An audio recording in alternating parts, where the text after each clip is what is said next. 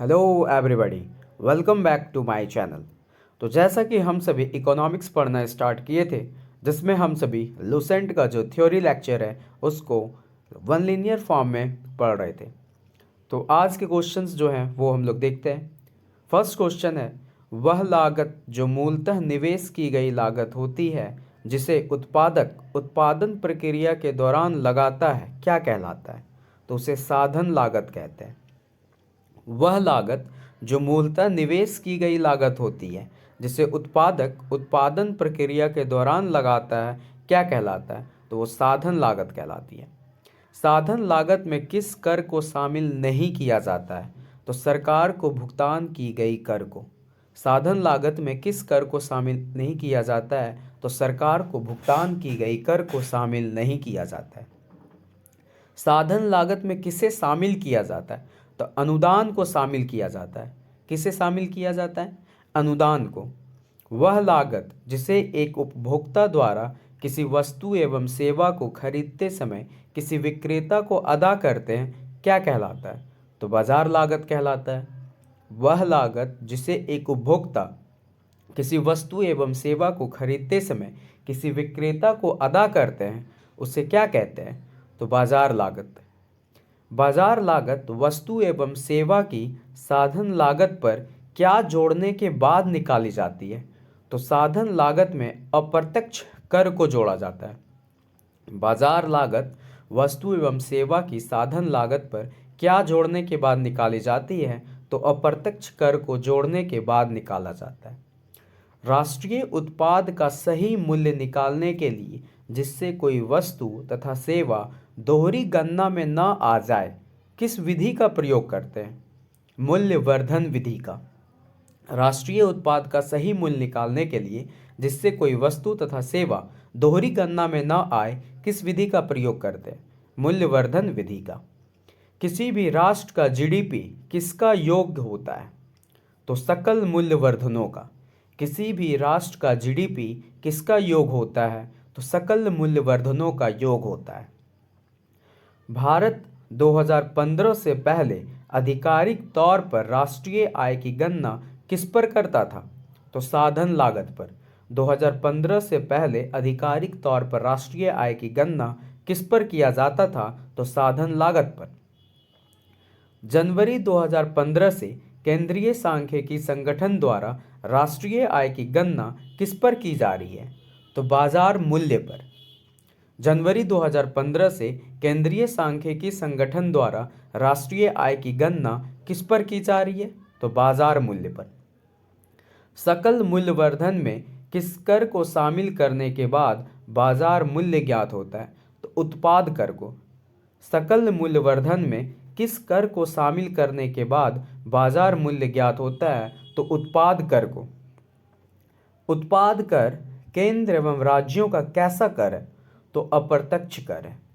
उत्पाद कर केंद्र एवं राज्यों का कैसा कर है? तो अप्रत्यक्ष कर है। जब राष्ट्रीय आय को प्रचलित बाजार मूल्यों पर मापा जाता है, उसे क्या कहते हैं? तो चालू कीमतों पर राष्ट्रीय आय कहा जाता है। जब राष्ट्रीय आय को प्रचलित बाजार मूल्यों पर मापा जाता है तो उसे क्या कहते हैं? तो चालू कीमतों पर राष्ट्रीय आय कहा जाता है। चालू कीमतों पर राष्ट्रीय आय को क्या कहते हैं? तो उसे मौद्रिक आय भी कहते हैं।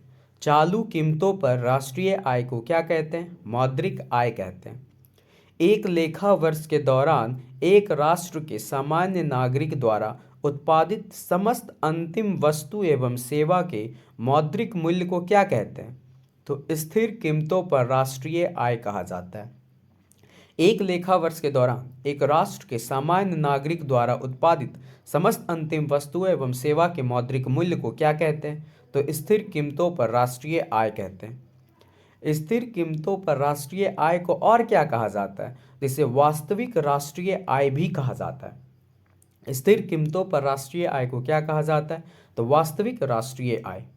प्रचलित बाजार मूल्यों पर प्रति व्यक्ति आय में से मुद्रास्फीति की वृद्धि दर घटाने पर क्या प्राप्त होता है? तो स्थिर मूल्यों पर प्रति व्यक्ति आय प्राप्त होगा। प्रचलित बाजार मूल्यों पर प्रति व्यक्ति आय में से मुद्रास्फीति की वृद्धि दर घटाने पर क्या प्राप्त होता है? तो स्थिर मूल्यों पर प्रति व्यक्ति आय प्राप्त होता है। देश की राष्ट्रीय आय में क्या शामिल नहीं किया जाता है? तो मध्यवर्ती वस्तु का मूल्य, पुरानी वस्तु का मूल्य, घरेलू सेवा तथा कार्य, वित्तीय परिसंपत्तियां, अंशपत्र, ऋण पत्र, हस्तांतरण भुगतान, पेंशन, वजीफा और लॉटरी जीतना, इन सभी चीज़ों का शामिल नहीं किया जाता है। देश की राष्ट्रीय आय में क्या क्या शामिल नहीं किया जाता है? तो मध्यवर्ती वस्तु का मूल्य, पुरानी वस्तु का मूल्य, घरेलू सेवा तथा कार्य, वित्तीय परिसंपत्तियां, अंशपत्र, ऋण पत्र, हस्तांतरण भुगतान, पेंशन, वजीफा और लॉटरी जीतना। राष्ट्रीय आय की गणना के लिए किस पद्धति का सहारा लिया जाता है? तो उत्पाद पद्धति और आय पद्धति का। राष्ट्रीय आय की गणना के लिए किस पद्धति का सहारा लिया जाता है? तो उत्पाद पद्धति और आय पद्धति का। किस पद्धति में माल और सेवाओं के शुद्ध मूल्य वृद्धि का आकलन किया जाता है? उत्पाद पद्धति में। किस पद्धति में माल और सेवाओं के शुद्ध मूल्य वृद्धि का आकलन किया जाता है? तो उत्पाद पद्धति में। कृषि, वानिकी, पशुपालन, खनन, उद्योग में कौन सी पद्धति का प्रयोग होगा? उत्पाद पद्धति का। कृषि, वानिकी, पशुपालन, खनन, उद्योग में कौन सी पद्धति का प्रयोग होगा? उत्पाद पद्धति का। उत्पाद पद्धति को किस नाम से जाना जाता है? तो मूल्य वर्धित पद्धति। उत्पाद पद्धति को किस नाम से जाना जाता है? तो मूल्य वर्धित पद्धति। किस पद्धति में उत्पादन के घटकों के लिए किए गए भुगतानों का प्रयोग किया जाता है? आय पद्धति।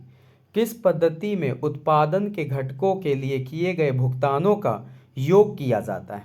आय पद्धति। किस पद्धति का प्रयोग परिवहन, प्रशासन और व्यापार जैसे सेवा प्रदाता की जीडीपी का आकलन के लिए करते हैं? आय पद्धति। किस पद्धति का प्रयोग परिवहन, प्रशासन और व्यापार जैसे सेवा प्रदाता की जीडीपी का आकलन के लिए करते हैं? आय पद्धति। आय विधि से राष्ट्रीय आय का आकलन करते समय किसे शामिल नहीं किया जाता है? अवितरित आय को। आय विधि से राष्ट्रीय आय का आकलन करते समय किसे शामिल नहीं किया जाता है? अवितरित आय को। किसी देश की आर्थिक सीमा में स्थित निवासियों तथा गैर निवासियों द्वारा अर्जित आय को क्या कहते हैं? घरेलू उत्पाद। किसी देश की आर्थिक सीमा में स्थित निवासियों तथा गैर निवासियों द्वारा अर्जित आय को क्या कहते हैं? घरेलू उत्पाद। नेक्स्ट हम लोग विविध देख लेते हैं। विविध के कुछ सेक्शंस हम लोग स्टार्ट किए थे पढ़ना, वो भी देखते हैं। तो फ्रांस जो देश है उसके संसद का नाम क्या है? National assembly. फ्रांस के संसद का नाम नेशनल असेंबली।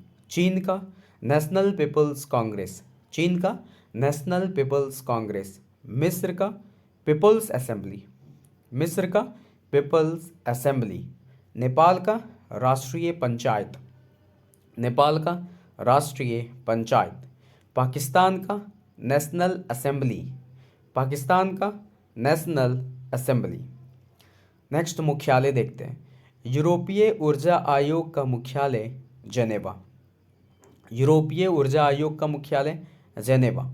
संयुक्त राष्ट्र शरणार्थी उच्चायोग का मुख्यालय जेनेवा। संयुक्त राष्ट्र शरणार्थी उच्चायोग का जेनेवा। एमनेस्टी इंटरनेशनल का लंदन। एमनेस्टी इंटरनेशनल का लंदन। एशियाई विकास बैंक का मनीला। एशियाई विकास bank Manila. World Council of Churches का Geneva. World Council of Churches का जेनेवा। Thank you. आप इन चीज़ों को रिकॉल कीजिएगा बार बार। धीरे धीरे सारा इकोनॉमिक्स का जितना भी थ्योरी सेक्शन है सब आपको प्रोवाइड कर दिया जाएगा। आप वीडियो को कंटिन्यू देखते रहिएगा। Thank you.